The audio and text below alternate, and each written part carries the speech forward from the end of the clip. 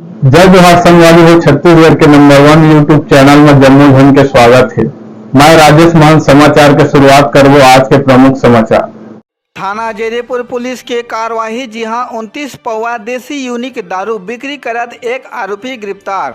बता दें कि क्षेत्र में होवत अवैध दारू बिक्री और तस्करी के रोकथाम करे सेती कार्रवाई के निर्देश, जेकर परिपालन में 1/9/2024 के मुखबिर ले सूचना में ग्राम नहर पुल के पार गलगलाडी सड़क जयदेपुर में शराब रेड कार्रवाई। जी हां, आरोपी डंकेश्वर साहू पिता जवाहरलाल साहू उम्र 45 साल रहुइया तुषार थाना जयदेपुर के कब्जा ले 29 पौवा यूनिक देसी दारू कीमती 2610 रुपया बिक्री करत गवाह के आगू जब्त कर पुलिस कब्जा में लीन है।